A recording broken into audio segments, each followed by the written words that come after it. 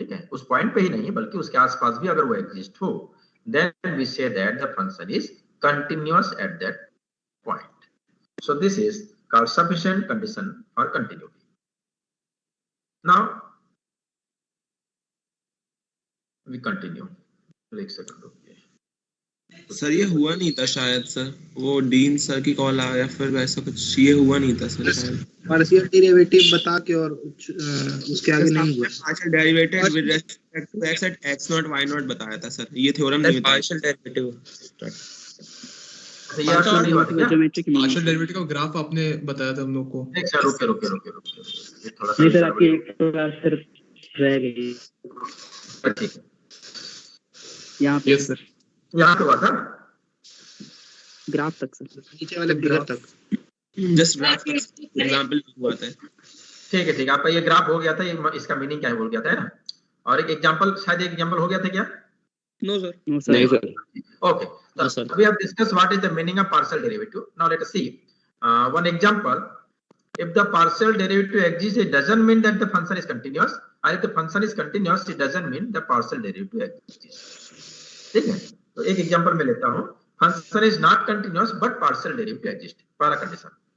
The xy by x square plus y square at non-zero, at 0 if xy is equal to 0, 0. Now if you take path y equal to mx, then you can see that limit of xy tends to 0, 0 gives m by 1 plus m square.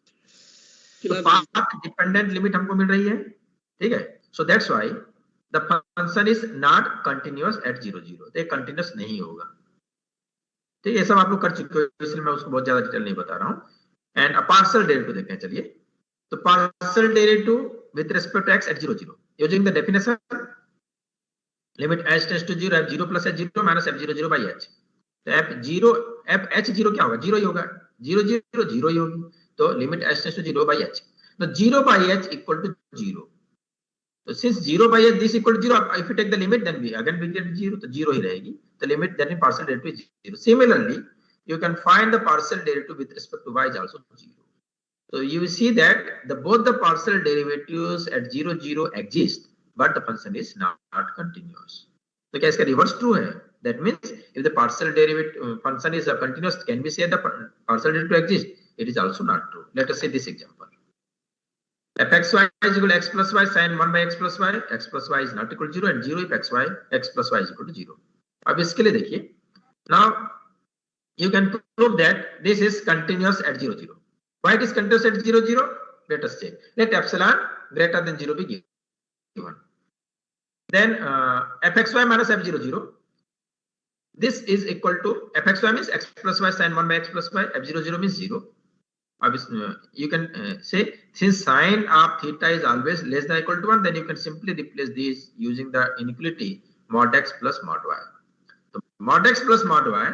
So mod x is less than delta and mod y is less than delta, then you can say this is less than 2 delta. And 2 delta will be less than epsilon if you take this delta is equal to epsilon by 2. ठीक, अगर delta को मैं epsilon by 2 ले लूंगा तो ये तो inequality हो जाएगी, this will be less than epsilon हो जाएगा. That means what we are getting, for given epsilon greater than 0, we are getting delta which is equal to epsilon by 2 positive, such that x minus 0 less than delta, y minus 0 less than delta implies that fxy minus f0, 0 is less than epsilon. So function is continuous. एक continuity का definition है, तो function continuous हो गया. अब partial derivative देखते हैं exist है कि नहीं है. तो to check the existence of partial derivative, let us see del f by del x at 0, 0. तो del f by del x at 0, 0 limit f(h0) minus f(0), 0 by h. तो f(h0), if you see the definition of the function, f(h0) क्या होगा? h sin 1 by h. h sin 1 by h by h. h cancel. तो limit h tends to 0 sin 1 by h not exist. ये exist नहीं है. And similarly, del f by del y at 0, 0 limit k tends to 0 f0 k minus f0, 0 by k. And you can see that k cancel हो जाएगा. f0 k क्या होगी? k sin 1 by k. 0, 0 k cancel. The limit k tends to 0, you will get sin 1 by k. Limit k tends to 0 not exist. They may not exist. So both the partial derivative not exist, but function is continuous. So by these two examples, we conclude that if the function is continuous, it doesn't mean that partial derivative exists. If the partial derivative exists, it doesn't mean that function is continuous. Now the question is, if the partial derivative exists, then under what condition the function is continuous? As in case of function of single variable, we have studied then the function is differentiable, then definitely function is continuous at the given point. अगर किसी point पे differentiable होगा तो continuous होता ही है। तो यहाँ पर डिफरेंशिएबल होना और पार्शियल डेरिवेटिव एग्जिस्ट होना दोनों डिफरेंट चीजें, रिमेंबर दिस। आगे हम डिफरेंशियलिटी पढ़ेंगे कि what is the meaning of differentiability for function of two variable. तो partial derivative is different than the differentiality. Actually partial derivatives are the directional derivative. ये x और y के direction में एक डायरेक्शनल डेरिवेटिव है, ये कोई टोटल डेरिवेटिव नहीं है ये, ठीक है। सो if the partial derivative in the direction of x and y exists, then we cannot say that function is continuous. So there is a condition that is called sufficient condition for continuity, and this condition says that if the partial derivative exists, one of the partial derivative exists at a given point ab, and the other partial derivative not only exists at ab but it also exists in a neighborhood of ab, उसके आसपास में भी exist हो, तब function क्या होती है, continuous होता है, then function is continuous, ठीक है। तो कंडीशन क्या है, one of the partial derivative exist and the other partial derivative exist and bound and not only exist at the given point but it also exist in a neighborhood of the point, उसके आसपास के point में भी exist होनी चाहिए, तो function continuous होगा। Prove करते हैं, देखिए how it we can prove it. So let f d subset of R2 to R। मैंने फंक्शन लिया and a b belongs to d, एक पॉइंट लिया and we want to prove that the function is continuous at a b. देखिए function को a b पे continuous prove करने के लिए हमको क्या करना पड़ेगा, the limit h k tends to 0 0, अगर मैं F A plus H B plus के इक्वल टू मैं एफ ए बी प्रूव कर दिया तो फंक्शन कंटिन्यूअस हो जाएगी। क्लियर है? Yes sir. है ना, अगर मैं ये प्रूव कर दिया कि limit h k tends to 0, जो एच के का डायरेक्शन कहीं से भी हो सकता है, h k can be taken in any direction, ठीक है। H k tends to 0 0, f h k plus b h k equal to f a b अगर मैं प्रूव कर दिया तो फंक्शन क्या हो जाएगा, कंटिन्यूअस हो जाएगी। मुझे ये प्रूव करना है, ठीक है। तो उसके लिए मैं देखते हैं प्रोसेस क्या करेंगे, देखते हैं। अब हमारे पास 2 कंडीशन दी हुई है, what are that condition? The first condition, suppose del f by del x exists at ab and bounded in a neighborhood of ab, ठीक है। उसके बाउंडेड है मतलब उस पॉइंट पे बाउंडेड भी है, थोड़ा सा मैं गड़बड़ कर दिया, उसके आसपास एग्जिस्ट है मतलब उस पॉइंट पे बाउंडेड होगा तभी आसपास एग्जिस्ट होगा, ठीक है। तो फंक्शन क्या है, fx पे एग्जिस्ट है और बाउंडेड है, फर्स्ट कंडीशन हमने ये अज्यूम किया। और सेकंड क्या है, सेकंड पार्शियल डेरिवेटिव जस्ट उस पॉइंट पे क्या है, एग्जिस्ट है, ठीक है। ये 2 कंडीशन हमने एज्यूम कर लिया, one of the partial derivative exist and bounded at that point in a neighborhood of that point, and second condition is the second partial derivative just exist at that point. अब अगर ये दोनों condition satisfy कर रही है then we have to prove that the function is continuous. तो पहले second condition में देखते हैं कि partial derivative with respect to y exist at ab। तो del f by del y exist at ab, what is the meaning of this? That means f a b plus k minus f a b by k, if we take k tends to 0 then we find the partial derivative del f by del y at ab। ये exist है, ये आपका क्या है, exist है, ठीक। अब देखिए अगर if the limit of this is equal to this then what is the exact value of this? इसकी वैल्यू क्या होगी? the value of this fraction will be this plus some function of k such that function of k is tending to 0। देखिए अगर मैं इसमें limit k tends to 0 करूं तो क्या मिलेगा, if I take limit k tends to 0 here in this side also, तो k tends to 0 करूं तो ये आपका 0 हो जाएगा by this assumption। और ये तो कांस्टेंट है, ये तो इसमें कुछ रहेगा ही नहीं, that means we are getting this, हमको यही मिल जाएगा, ठीक है। so that's why if limit of this equal to this then we can write this value as sum of this and this। इन दोनों के सम के फॉर्मेट में आप लिख सकते हो, where this epsilon k is a function of k tending to 0 if k tends to 0।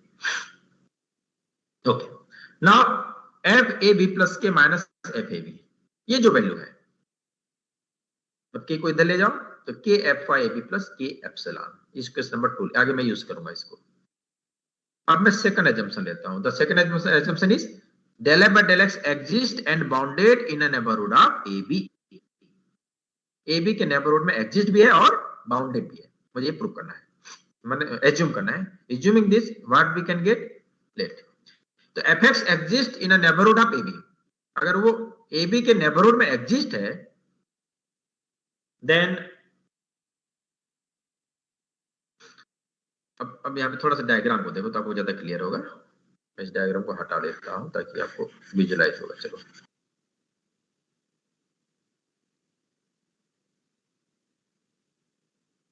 Suppose this is x axis and this is y axis and let this is the domain. ये कोई domain है मान लेते हैं, मैंने एक point A B लिया, ठीक। And the first assumption say that del f by del x exist and bounded in a neighborhood of AB। तो मान लेते हैं ये कोई neighborhood of AB है, ठीक है, it is a neighborhood of AB। मैंने AB का कोई neighborhood ले लिया। अब इस neighborhood में मैं बस दिखाने के लिए बहुत बड़ा लिया हूं, लेकिन but it is as much as small, बहुत छोटी neighborhood। Now I choose h so small that a plus h b ये neighborhood के अंदर में है, ठीक है, a प्लस एच बी। मैं x डायरेक्शन में मूव किया, तो जब x डायरेक्शन मूव करूंगा तो ये अरे रुकिए,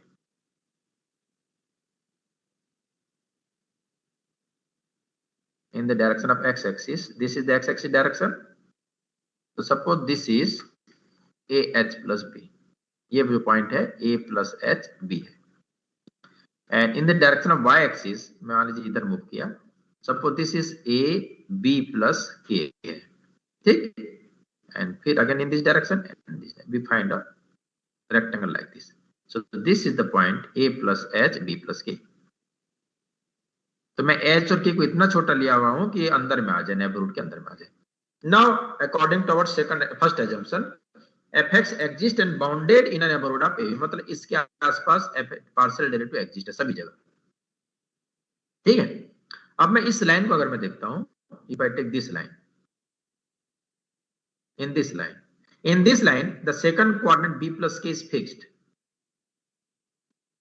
for any k in this neighborhood।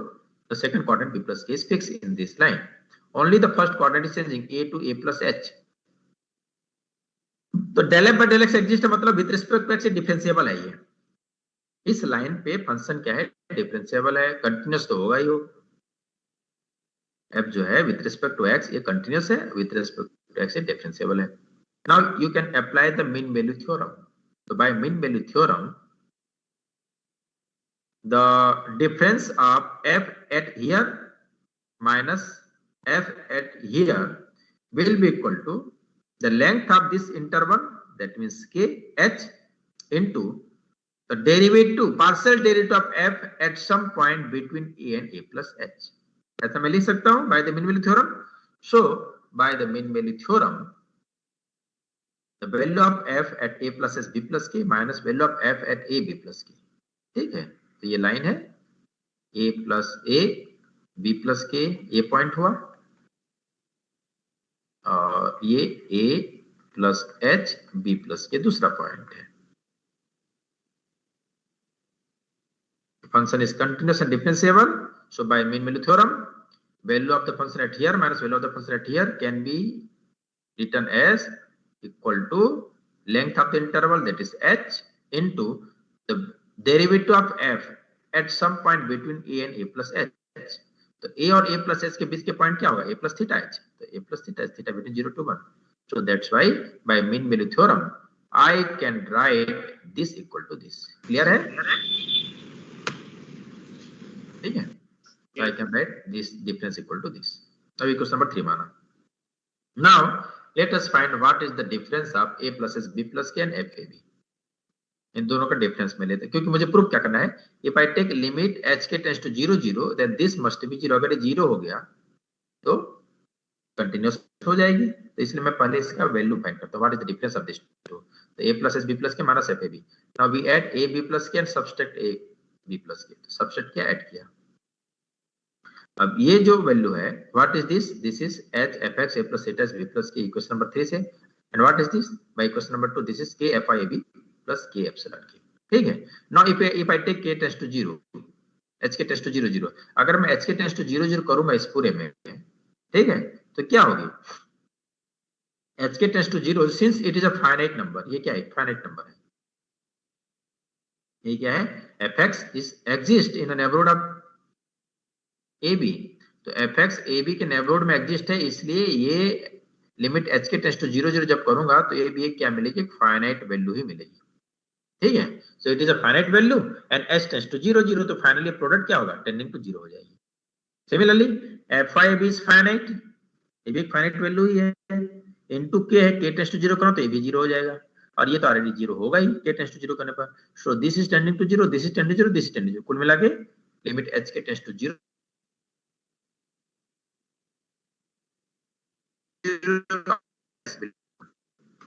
so means limit h ke tends to 0 0 at a plus s b plus k, so the function is continuous at a b. Clear?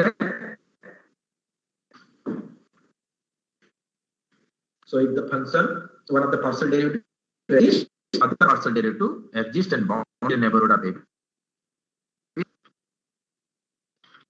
Okay, now we come to the total differentiability or differentiability, we can say that. तो function का differentiable होने का मतलब क्या है, let us सी।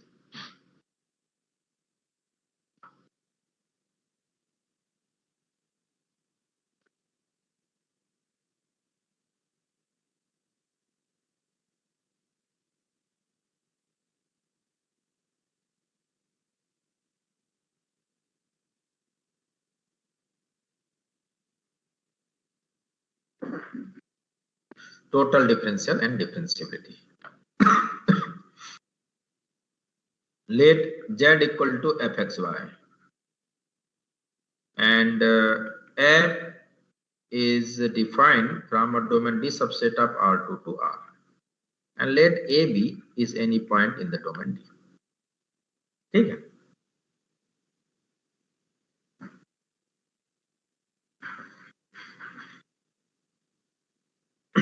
चलो variable point में ले लेता हूँ, एक्स वाई ले लेता हूँ, बेटर है एक्सप्लेन करने के लिए। xy, this is any point P xy in the domain D. Now this is the domain, this is the point P xy, and suppose there is a neighboring point Q here, which is x plus delta x and y plus delta y. Okay, then delta z, we can, as we define, f x plus delta x, y plus delta y minus f x y, we define delta z like this. Then as I defined, this is called the total increment, इसी को हम total increment बोलते हैं, ठीक है, corresponding to the increment delta x on x and delta y on y, ठीक है। ये तो now we use this concept to define the differentiability. तो when a function is said to be differentiable,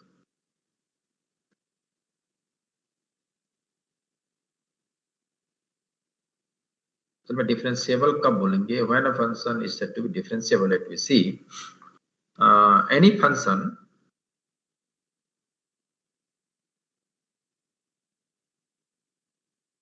z f x y is said to be differentiable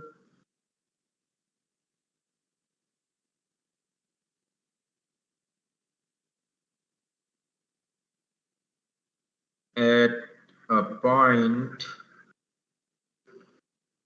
xy if at this point the total increment delta z can be written as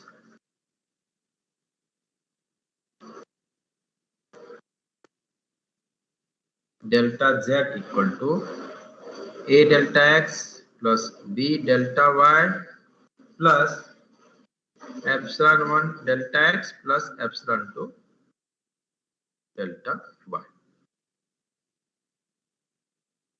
If we can write the total increment like this, then we say that the function is differentiable. What is this a and b? Where this a and b are independent of delta x, delta y, and this a, b are actually two real numbers. दोनों real number ही है, ठीक है। And this epsilon 1 it is function of delta x delta y, and epsilon 2 is also a function of delta x delta y, and this epsilon 1 epsilon 2 both are tending to 0 if delta x delta y tends to 0 0। ठीक है, ये है definition of differentiability for function of two variable. यहाँ पर dy by dx वाला concept use नहीं कर सकते हो। एक्चुअली कॉन्सेप्ट आया कैसे है देखिए थोड़ा सा। For function of single variable,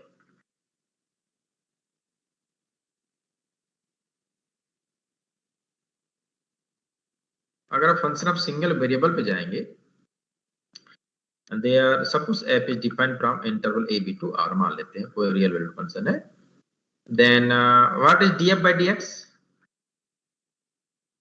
limit delta x tends to 0 delta f by delta x, यही करते हैं, ठीक है। तो this delta f by delta x, this is df by dx।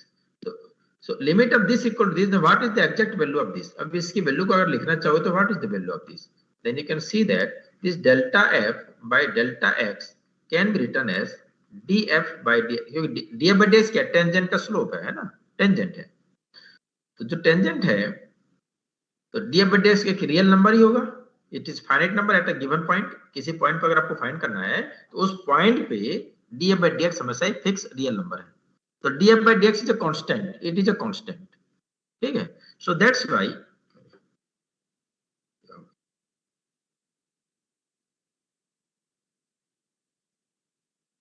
the df by dx, so how can you express this df by dx? You can write this df by dx as del f by del x plus delta f by del x as df by dx plus some function of delta x, ऐसा आप लिख सकते हो। where this epsilon tending to 0 if delta x tends to 0, आप ऐसा लिख सकते हो कि नहीं बताओ? Can you write this equal to this? Yes sir। ठीक है ना, क्योंकि अगर इसमें limit delta x tends to 0 दोनों तरफ लोगे तो ये 0 हो जाएगा और बचेगा यही। तो इससे ये मिल रहा है, इससे ये मिल रहा है, दोनों एक दूसरे से मिल रहे हैं। तो you can write this equal to this. Then what is delta f? Then delta f is equal to df by dx। थोड़ी देर के लिए मैं इस df by dx को एक रियल नंबर मान लिया, df by dx suppose this is a मान लिया, ठीक। तो ये क्या हो गया, a times delta x plus delta x epsilon. देखिए if f is differentiable, yes sir. यही कॉन्सेप्ट जो है फंक्शन ऑफ टू वेरिएबल में जनरलाइज हुआ है। देखिए डेल्टा जेड क्या, वही डेल्टा एफ को ही डेल्टा जेड हमने लिखा है। तो चूंकि ये सिंगल वेरिएबल था इसलिए a डेल्टा x हुआ, टू वेरिएबल है तो यहाँ पे a delta x plus b delta y हुआ। सिंगल वेरिएबल था इसलिए डेल्टा x एप्सिलॉन हुआ, where epsilon is function of delta x। Double variable है इसलिए epsilon 1 delta x plus epsilon 2 delta y हो गया। Epsilon epsilon 2 both are delta x delta y का फंक्शन। Clear? Yes sir, yes sir. ये concept यहाँ से है। Yes sir. क्योंकि यहाँ पे हम लेफ्ट राइट वाला कॉन्सेप्ट तो लगा ही नहीं पाएंगे, ना ही इस तरह से dy by dx वाला कॉन्सेप्ट लगा पाओगे। जैसे अगर आप लिमिट फाइंड करोगे ना डेल्टा जेड बाई डेल, अब ये डेल्टा एक्स फिर क्या होगा, because it is function of two variable x और y है। अगर x और y को z मान ले तो थोड़ी देर के लिए, then how can you define delta z? You can not define delta z। तो डेल्टा अगर simple divided by delta delta इसकी कोई मीनिंग नहीं रहेगी। अगर आप डेल्टा x डेल्टा y लिखते हो तो इसका कोई मीनिंग ही नहीं है। तो ये वाला कॉन्सेप्ट जो है ना, ये definition we can not use this definition to define the differentiability for function of two variable. इसीलिए इसको थोड़ा सा डिफरेंट तरीके से डिफाइन किया गया। इसको अगर डिफाइन करते चले जाएंगे तो you can express it in the form of this. What is the meaning of this? Meaning of this is that yes sir, तो सर ये टू वेरिएबल के सर फंक्शन में टेंजेंट का कांसेप्ट एग्जिस्ट करता है या नहीं? वहां टेंजेंट का मतलब कुछ और होता है, मैं बता रहा हूँ। सर ऐसे तो हम कितने भी वेरिएबल्स के लिए उसको एक्सटेंड कर सकते हैं। हाँ हाँ, एन पढ़ते हैं हम लोग, एमएससी में पढ़ा जाता है एन टू एम वेरिएबल्स। डिफरेंशियलिटी को हम Rn टू Rm में डिफाइन कर सकते हैं, जनरलाइज किया गया है। तो टू वेरिएबल के लिए यहाँ पर डिफरेंशियलिटी का मतलब क्या है बता रहा हूँ आपको, what is the meaning of this. देखिए, in the function of single variable if this delta f, अगर इसका डायग्राम थोड़ा खींचते हो, देखिए ए है बी है मान लेते हैं, and this is suppose x, ठीक है, ये करस्पॉन्डिंग एफ है, ये मान लीजिए एफ एक्स है, and suppose this is the graph, ये मैंने x प्लस डेल्टा एक्स लिया, और इंक्रीमेंट आप कहीं भी ले सकते हो, मैंने आगे पीछे कहीं भी लो, तो ये डेल्टा एफ हुआ, ठीक है, this is the delta F, ठीक। अगर आप यहाँ पे एक लाइन खींचते हो, तो ये जो है डेल्टा एफ है, ये जो है डेल्टा एक्स है, ठीक। अब देखिए, जो डेल्टा एफ है, this delta f, if this delta f can be approximate to a delta x, अगर मैं delta f is approximate to a delta x लिखता हूं, तो ये क्या होगा, y equal to m x के फॉर्मेट में एक इक्वेशन आया कि नहीं, एक तरह का, एक तरह का, तो ये y इक्वल एम एक्स का it is equation with tangent m, तो ये टेंजेंट m है, ये dy बाई dx, ठीक है, y minus y1 equal to m, x minus x1, ऐसे लिखते हैं ना भाई, the equation passes through x1 y1 with tangent m का इक्वेशन क्या होती है, y minus y1 equal m x minus x1, यही लिखते हो ना। Yes sir. तो ये what is this delta F, delta F actual में क्या है, y माइनस y1 है, मान लेते हैं थोड़ी देर के लिए इंक्रीमेंट, और what is delta x, x minus x1 समझ लो इसको, तो ये a की जगह में क्या है, m है, तो m this, that means the increment delta f can be approximate to a tangent line, तो ये टेंजेंट लाइन का ही क्वेश्चन हो जाएगा फिर वो, if this delta f can be approximate to a tangent line, then we say that the function is differentiable, the function differentiable होगा, that means we can draw unique tangent line at that point, approximate तब कर सकता हूँ जब एक unique tangent line में, approximate करना मतलब unique value मिलेगी, ठीक है, if I can draw unique tangent line at that point, then I say that the function is differentiable, function of single variable. अगर वही डबल वेरिएबल की बात आती है, तो वहां पर क्या हो जाती है, इनके सब डबल वेरिएबल, तो जो सरफेस होती है वो क्या होते हैं, z equal f x y क्या है, what is this, this is the surface, ठीक है।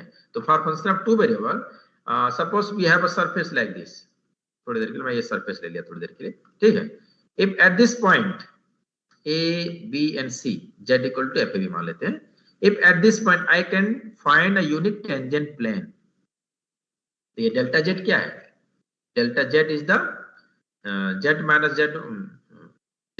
जेड वन हो गया। आप देखिए इसको लिखोगे तो क्या हो जाएगा, this is z minus z one, थोड़ी देर के जेड वन क्या पॉइंट है, मान लीजिए x1 y1 z1 के मुझे टेंजेंट प्लेन खींचना है, तो क्या हो जाएगी, equation of tangent plane is z minus z one equal to del z by del x minus x1, del z by del y minus y1, ये होती है equation of tangent plane at the point x1 y1 z1, ये होती है ना, पढ़े हो कि नहीं,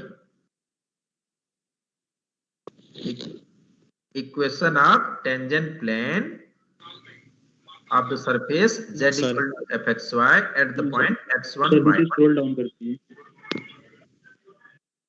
ठीक है। तो this is the equation of tangent plane, tangent plane का इक्वेशन है, यस सर। ठीक है। तो ये टेंजेंट प्लेन है। Now you can see that since these are very small quantity, delta x delta y approach to 0, then this is tending to 0, इसलिए ये जो x1 y1 पे जो हमने प्लेन ड्रा किया है, if delta x delta y approaching to 0, जैसे यहाँ पर delta x approach to 0, तो ये जो लाइन था, जो लाइन जो ज्वाइनिंग पॉइंट थी, जैसे ये कर्व था, ठीक है, तो ये हमने पॉइंट ज्वाइन किया p और q को, जब q अप्रोच टू p हो जाएगी, delta x tends to 0, that means q approach to p, then this line will approach to a tangent line, तो ये टेंजेंट लाइन की ओर अप्रोच कर जाएगी। The same concept in function of two variable, if this delta z increment can be approximate to a tangent plane at the given point x1 y1 z1, then we say that the function is differentiable. ठीक है, तो अगर that means I can approximate this increment delta h to a unit tangent plane. If it is so, then I say that the function is differentiable at that point. तो यही concept आया है डिफरेंशियलिटी का function of two variable में। और derivative फिर क्या होगा? अभी क्वेश्चन ये होता है, इसमें तो डेरिवेटिव आपने एक निकाल लिया dy by df by dx करके, but in case of double variable what is the derivative? तो before that let us see what is this. यहाँ पर जो हमने लिया है ये एक्चुअल में ये है क्या, व्हाट इज दिस, ये क्या है और ये क्या है। ठीक है, तो इन इक्वेशन नंबर 1 कुछ रिमार्क देख लीजिए।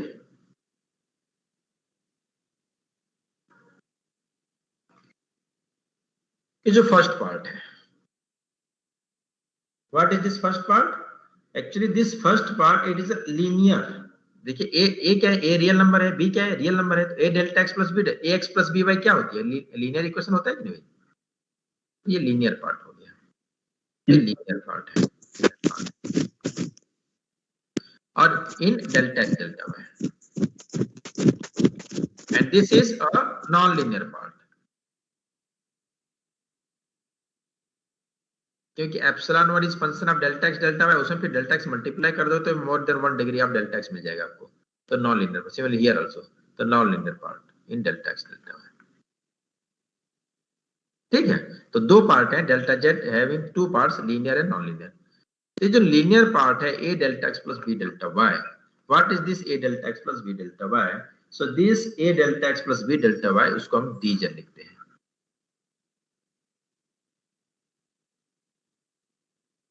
And this is called sometime total differential, इसी को हम टोटल डिफरेंशियल बोलते हैं। ठीक है, this is called total differential. और एक्चुअल में ये ए और बी क्या है देखिए, और ए और ये बी एक्चुअल में ये क्या है, what is this? Now you see that in equation number 1 by 1, अगर मैं डेल्टा जेड को डेल्टा एक्स से डिवाइड कर दोनों तरफ, dividing by delta x both sides, तो मुझे क्या मिल जाएगी, a plus b delta. In equation number 1 take delta y equal to 0 and divide by delta x. ठीक, तो ये डेल्टा वाई 0 हो गया, तो ये 0 हो जाएगी, प्लस एप्सिलॉन 1 प्लस 0। ठीक, अगर मैं इसको limit delta x tends to 0 करूं तो क्या मिलेगा, ये मिल जाएगा। तो what is this? This is del z by del x. तो कुल मिला के ए क्या है, del z by del x ही है। And similarly take delta x 0 and divide delta y, तो मुझे क्या मिलेगा, delta z by delta y equal to 0 plus b plus 0 epsilon 1, तो ये 0 हो जाएगा, प्लस एप्सिलॉन 2। अगर मैं इसमें limit delta y tends to 0 करूंगा, then what I will get, क्योंकि एप्सिलॉन 2 टेंडिंग टू 0 हो जाएगी, तो we get b. Then what is this? This is the definition of partial derivative with respect to y, तो this is okay. तो finally what we get, so that is this total differential dz, dz is nothing but del z by del x delta x plus del z by del y delta y। ठीक है, तो इसको limiting case में कभी कभी dz को इस तरह से लिख दिया जाता है, del z by del x dx plus del z by del y dy, ये भी लिख देते हैं। ठीक है, तो del z by del x dx plus del z by del y dy, ये भी लिखा जाता है लिमिटिंग केस में। ठीक है, तो फाइनली तो हमको क्या इक्वेशन मिला, that means delta z is equal to d z plus delta x epsilon 1 plus delta y epsilon 2, where epsilon 1 epsilon 2 tending to 0 if delta x delta y tends to 0 0 if differentiable.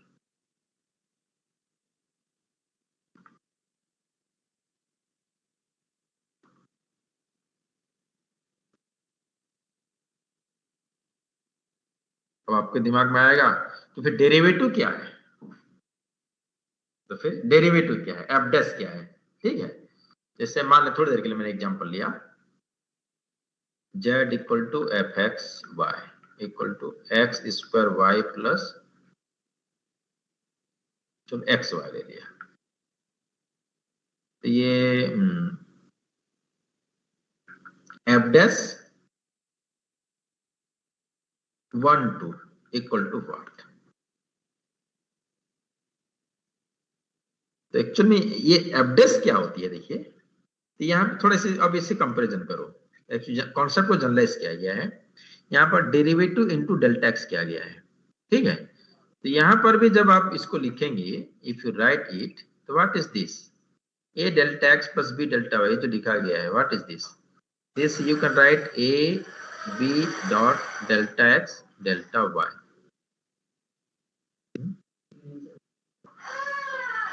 तो a b अब a क्या है, del z by del x, b क्या है, del z by del y, delta x delta y. अब वहां delta x था single variable में, उसके जगह में डेल्टा एक्स डेल्टा वाई है। सिंगल वेरिएबल में ए था, यहाँ पर delta z by del x delta z by del y, that means ये आपका डेरिवेटिव है एफ डैश। ठीक है, तो f dash means del z by del x del z by del y, उसी को हम एफ डैश बोलते हैं। अगर डिफरेंशिएबल है तो that means this f dash is nothing but del z by del x del z by del y, यही आपका f z है। if f is differentiable, अगर डिफरेंशिएबल है तो थोड़ा सा इसको हटा देता हूं, डेंस हो जा रहा है ज्यादा बहुत। तो f dash is equal to del z by del x del z by del y if f is differentiable।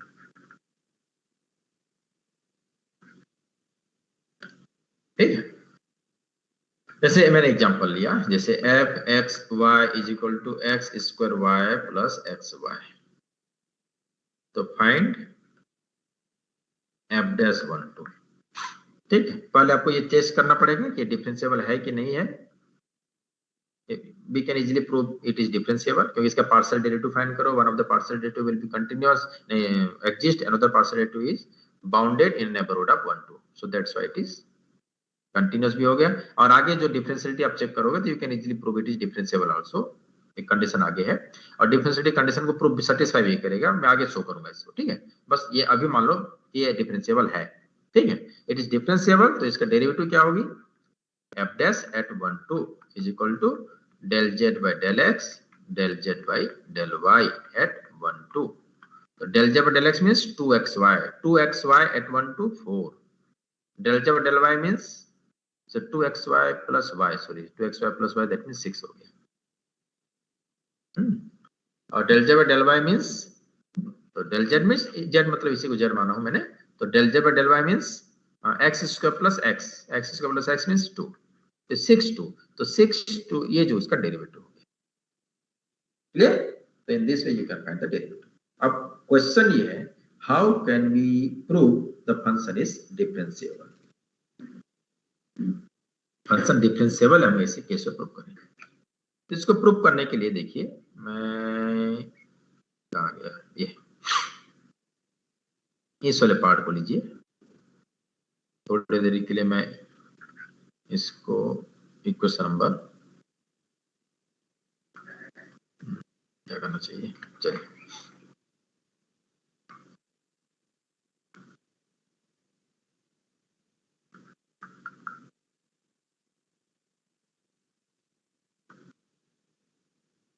delta z, you can write delta z as del z by del x delta x plus del z by del y delta y plus delta x epsilon 1 plus delta y epsilon 2। ठीक,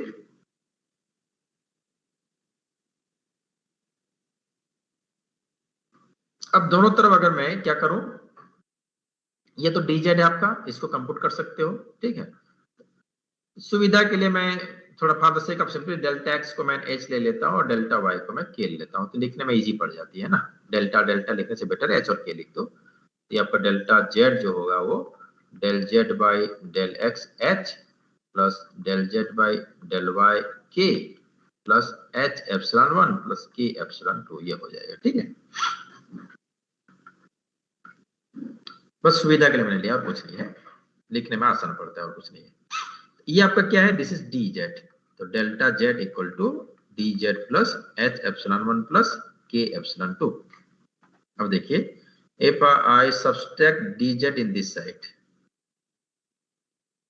एक तो ये part है, if I can express delta z in the form of this, then function is differentiable, और कभी कभी ऐसा express करना डिफिकल्ट होती है, तो क्या करेंगे, then dz delta z minus dz by, suppose I divide by under root h square plus k square.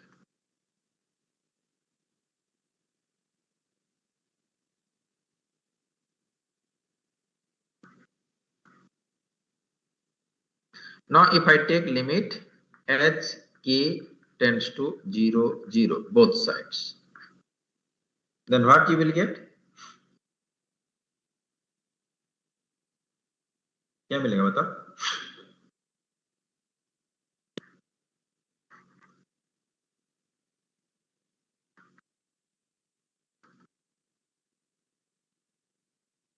अगर मैं इसके टेस्ट टू 0 0 डेल्टा जेड में कंप्यूट कर सकता हूँ, डी जेड में कंप्यूट कर सकता हूँ, पार्शियल डेरिवेटिव फाइंड करके उस पॉइंट पे, और h square plus k square ये भी कंप्यूट कर सकता हूँ।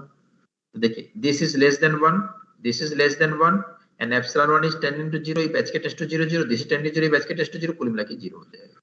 ये दूसरा रिलेशन मुझे मिल गया, या तो मैं ये प्रूव कर दूं। ठीक, so to check differentiability,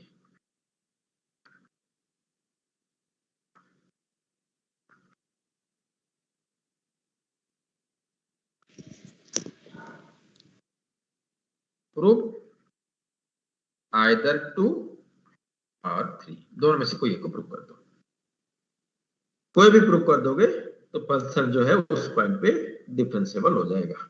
remember that partial derivative exist है तो जरूरी नहीं कि फंक्शन डिफरेंशिएबल होगा, लेकिन अगर फंक्शन डिफरेंशिएबल है तो उसके डेरिवेटिव जो है हम पार्शियल डेरिवेटिव से देते हैं, अगर डिफरेंशियल है तो हम ये डेरिवेटिव ये होता है।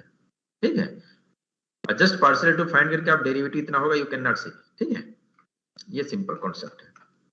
एक एग्जांपल लेता हूं, आपको क्लियर हो जाएगा, टू चेक द डिफरेंशिएबिलिटी।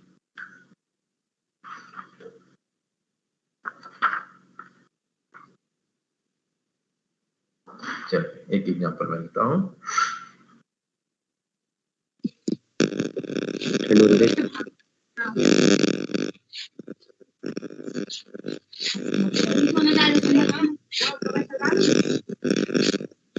हाँ 12 बजे।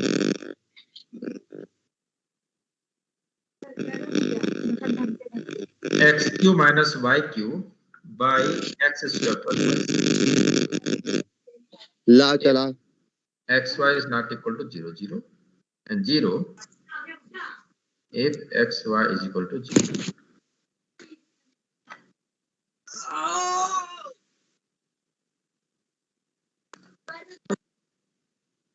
ठीक है, so I consider this function. Now you can check it, the function is continuous, partial derivative exist but not differentiable, continuous है,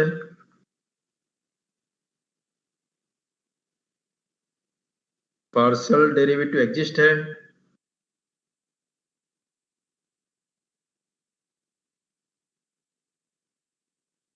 but not differentiable eight 0 0।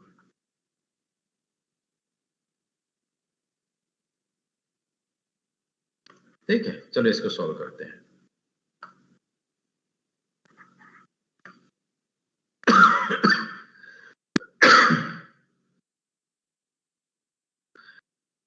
Continuity, पहले continuity देखते हैं। चलिए,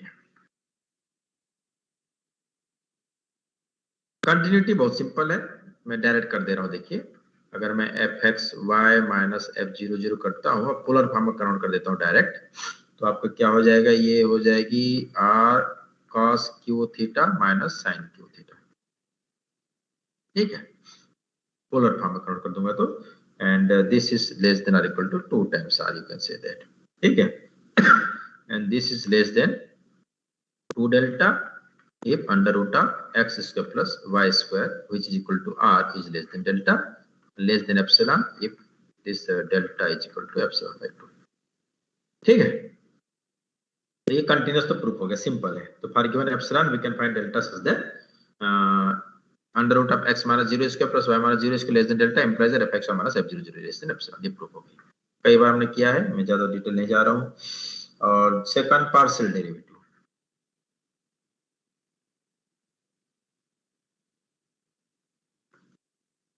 del f by del x at 0 0,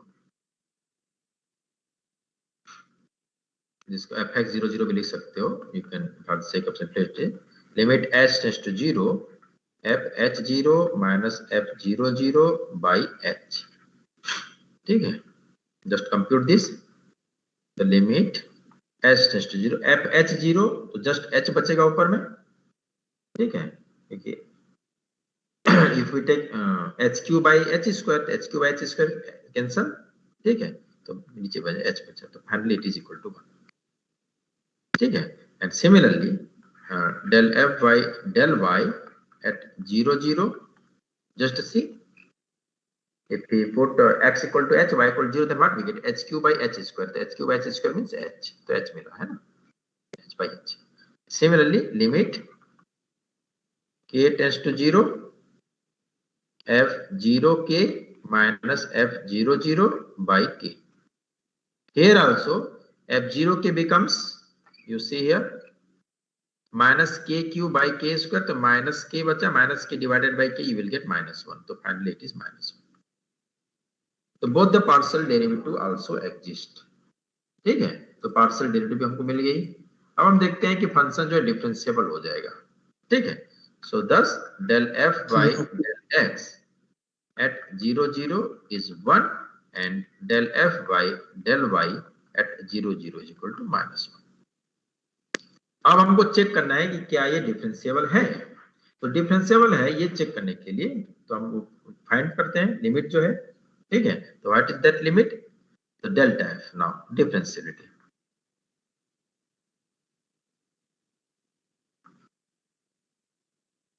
तो delta f क्या हो जाएगी? f h k minus f00, ये डेल्टा f हो जाएगा. That means h q minus k q by h square plus k square. So this is delta f. पूरी value find कर दो. तो df क्या हो जाएगा? del f by del x at 0 0 h del f by del y at 0 0 k. तो del f by del x 1 है, तो h minus k. तो df equal to h minus k. And so delta f minus df by under root of h square plus k square. Value find कर लीजिए. Delta f means hq minus kq by h square plus k square minus df minus h minus k by under root of h square plus k square. Just try to find this value. Value कितने हो जाएगी? Minus h q plus h q cancel, minus k q plus k q cancel, केवल बचेगा k h square minus h k square by h square plus k square power 3/2. ठीक है, now let us find the limit. Limit h k tends to 0 0 delta f minus t f by under root h square plus k square. Let us find this limit.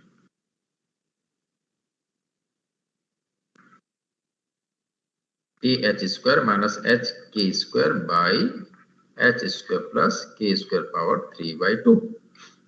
ठीक है, ये हुआ. अब limit h के tends to 0 0 दिस k h square minus h k square by this. अब देखिए what is the degree of this here? 2 + 1 3. अब इसमें भी क्या है? 3 3 डिग्री का ऊपर नीचे. तो सिंपल, अगर मैं k = mh कर देता हूं, ये path, you can find path dependent limit. The limit k tends to 0 taking k = mh. ये हो जाएगी mhq minus m² hq by hq बाहर हो जाएगा 1 plus m square power 3 by 2. So HPS you cancel, so we get m 1 minus m by 1 plus m square power 3 by 2, which is not equal to 0. 0 नहीं हुआ, ठीक है? So that's why we are getting path dependent limit, and so we can say that since it is non-zero, f is not differentiable.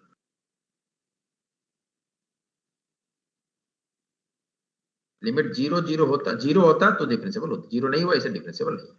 Clear? So in this way you can prove the function is not differentiable at the given point. Best तरीका होता है यही, इसका limit find करना है. अगर limit 0 नहीं हुआ तो फंक्शन डिफरेंशिएबल नहीं होती है. ठीक है? सो ये स्टैटिक है सॉल्व करने का. हाँ, यही तरीका है. ठीक है सर. किसी पॉइंट में डिफरेंशिएबल है या नहीं अगर चेक करना है तो आपको यही तरीके से चेक करोगे. यही तरीका है. ठीक है सर. डेल्टा एफ फाइंड करो, पार्शियल डेरिवेटिव फाइंड करो, वैल्यू यहाँ पे रख दीजिए और लिमिट फाइंड कर दो. ये लिमिट जो है 0 होनी चाहिए. 0 नहीं है तो डिफरेंशिएबल नहीं है, 0 है तो डिफरेंशिएबल होगा. अगर डेरिवेटिव पूछा आता है तो पहले डिफरेंशियलिटी चेक करो. अगर डिफरेंशिएबल हो गया तो उसकी डेरिवेटिव क्या होगी, del f by del x और del f by del y. Component के फॉर्मेट लिख दो, टपल फॉर्मेट में, जैसे यहाँ मैंने किया था ना. यहाँ अगर डिफरेंशिएबल है तो आप ये लिख सकते हो इस तरह से. डिफरेंशिएट करके del f by del x, del f by del y value रख दो, जो वहां पर वैल्यू फाइंड कर लीजिए एंड जस्ट फाइंड दिस. ठीक है? ओके, तो विल कंटिन्यू नेक्स्ट क्लास. आज के लिए इतना ही है. किसी को कोई डाउट है तो पूछ सकते हो. Sir please upload the notes. हाँ, मैं okay, I will upload. Sir वो सर जो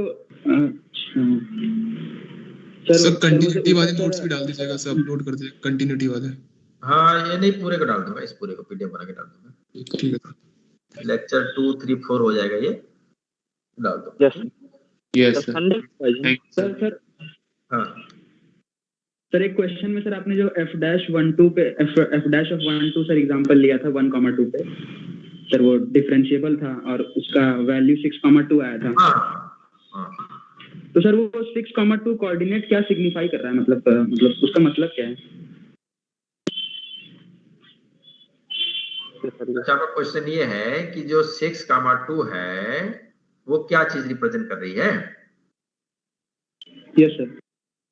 एक्चुअली क्या होती है ना, जब फंक्शन डिफरेंशिएबल होती है तो एक टेंजेंट प्लेन हम ड्रा कर सकते हैं. ठीक है?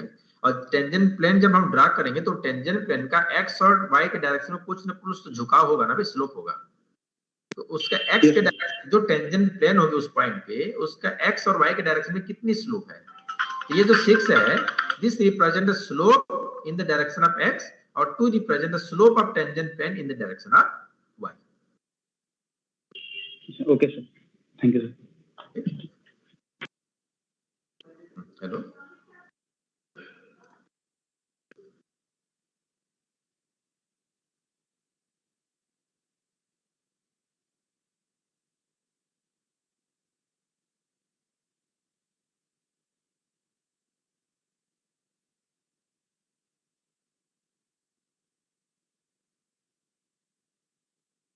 I have taken your attendance. Now you may leave. Thank you sir. Thank you sir.